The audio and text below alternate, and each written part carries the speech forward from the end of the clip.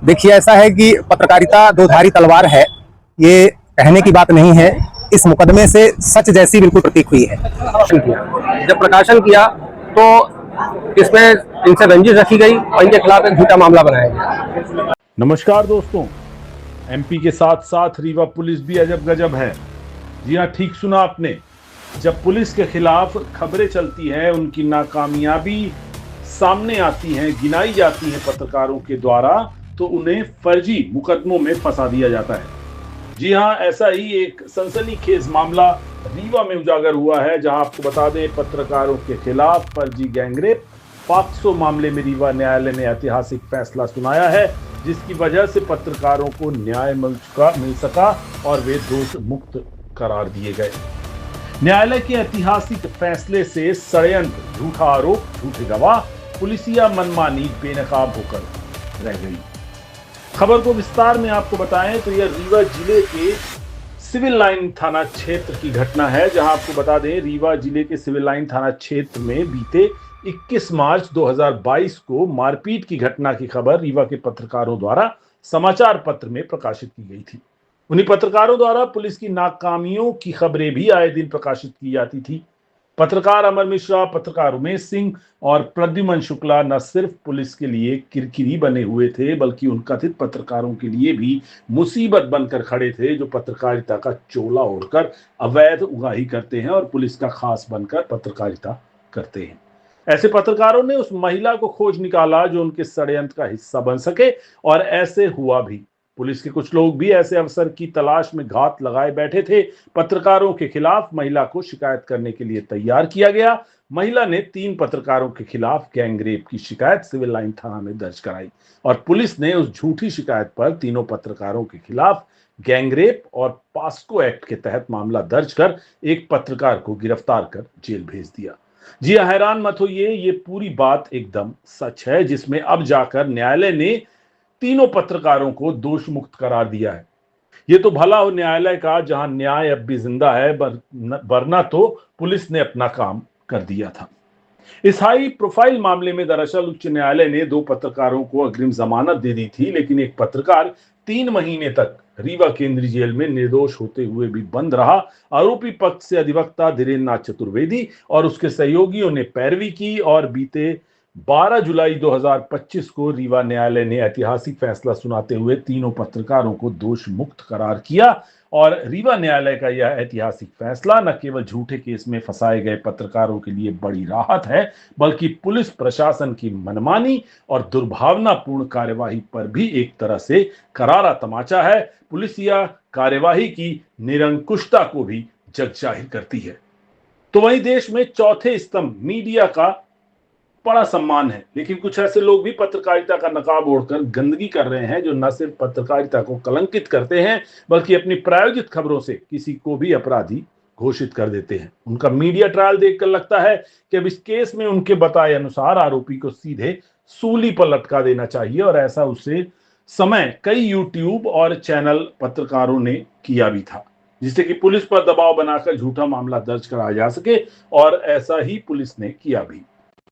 पत्रकारों के खिलाफ सुनियोजित तरीके से की गई झूठी शिकायत का मामला मीडिया ट्रायल में चल ही रहा था, जो प्रदेश भर में चर्चा का विषय बन गया। रीवा जिले के तत्कालीन पुलिस कप्तान नवनीत भसीन और सिविल लाइन थाने के थाना प्रभारी हितेन नाथ शर्मा के कार्यकाल में बिना कुछ सोचे समझे जांच पड़ताल किए, सिर्फ आरोप के आधार पर अपराध क्रमांक 258/22 धारा 376(2), 450, 506 भारतीय दंड विधान का फर्जी मुकदमा दर्ज किया गया था।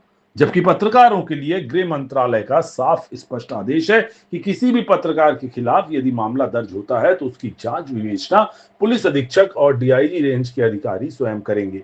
हालांकि बाद में पुलिस ने जांच किया और अपनी जांच में तीनों पत्रकारों को निर्दोष पाया, लेकिन मामला न्यायालय में विचाराधीन था और न्यायालय में इस झूठे प्रकरण ने दम तोड़ दिया।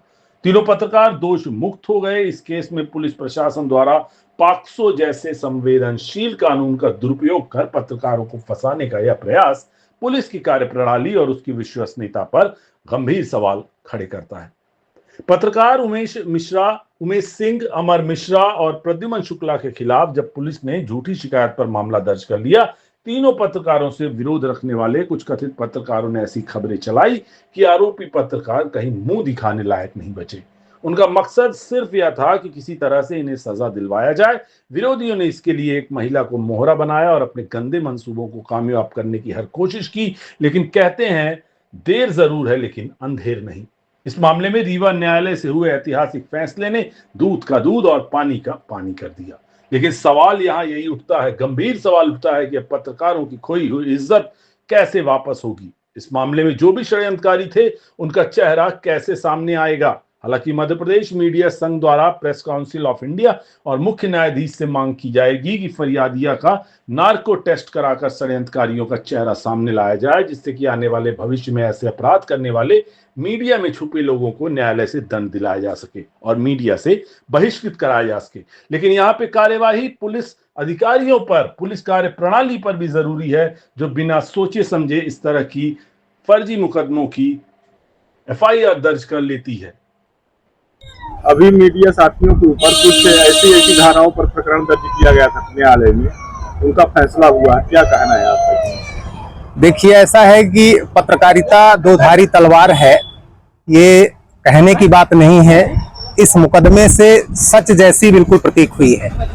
हमारे 3 पत्रकार साथी थे जिनके खिलाफ और किसी ने नहीं, कुछ पत्रकारों ने ही, जो सुपारी पत्रकारिता करते हैं, उनने एक षड्यंत्र किया और पुलिस का उसमें सहयोग बराबर रहा।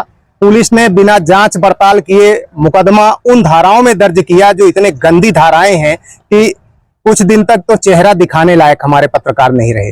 हमारे एक पत्रकार साथी जेल में भी रहे हैं इस झूठे मुकदमे में। मैं अदालत के फैसले का सम्मान करता हूं और अदालत पर पूरा हमें भरोसा था। चतुर्वेदी वकील साहब ने बहुत अच्छी पैरवी की। हमारे सभी पत्रकार साथी तीनों दोषमुक्त हुए, बधाई के पात्र हैं। लेकिन इनने जो यातनाएं झेली हैं, 2-3 साल इस पीड़ा को झेला है, ये वही जानते हैं। इनका पूरा परिवार बिखर गया, यहाँ तक कि मेरे एक पत्रकार साथी का बेटा भी एक्सपायर हो गया उसी दौरान में। बेचारे उस पीड़ा से भी नहीं उबर पाए थे और नई तरह की मुसीबत आ गई। मध्य प्रदेश मीडिया संघ की तरफ से मैं प्रदेश उपाध्यक्ष हूँ। मैं संगठन से के अध्यक्ष से बात किया हूँ।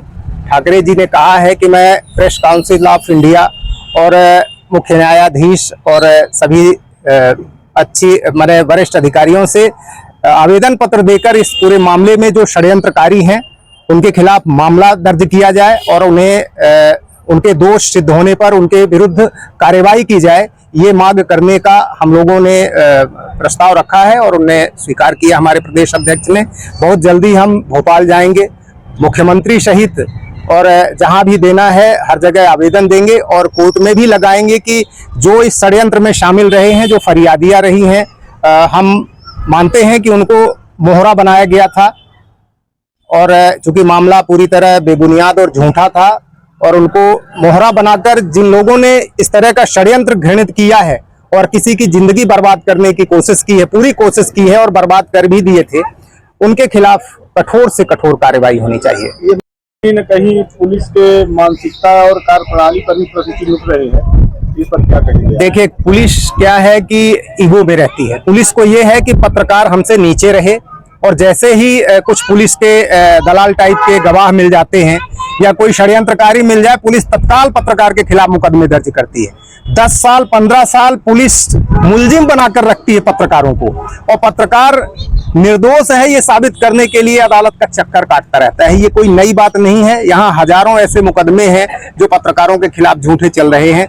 जब फैसला अदालत का आता है तब वो दोषमुक्त होते हैं, लेकिन 10-15 साल तक तो वो सफर करते ही हैं। यहाँ भी पुलिस ने वही किया।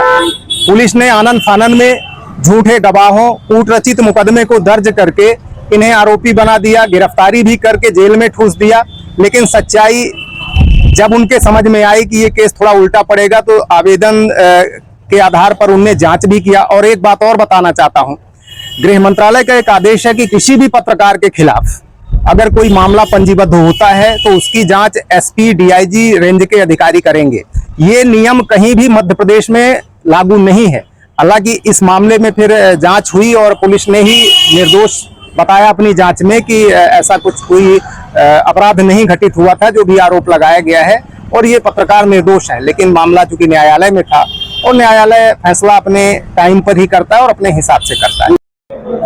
वकील साहब, फैसला हुआ है पत्रकारों के खिलाफ का मामला बहुत गंदी धाराओं में दर्ज हुआ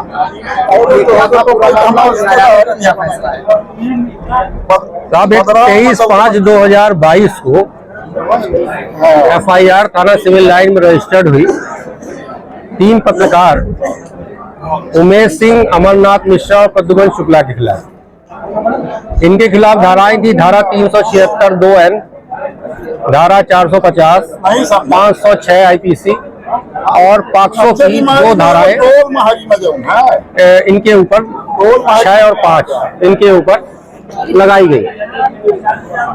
इन धाराओं के अंतर्गत 6 अभियोजन साक्षी प्रस्तुत किए गए अभियोजन के द्वारा, और बचाव में हमने 3 साक्षी प्रस्तुत की। इसमें मामला में माननीय न्यायालय के द्वारा जो भी प्रतिपरीक्षण हुआ उसका सही तरीके से परिशीलन हुआ, जिससे पूरे अभियुक्त दोषमुक्त हुए। वकील साहब, इस तरह से पत्रकारों के खिलाफ झूठा मामला ये तो अदालत ने ही साबित कर दिया कि झूठा मामला था, और आपने अच्छी पैरवी भी की, इसी का नतीजा है कि मुक्त हुए।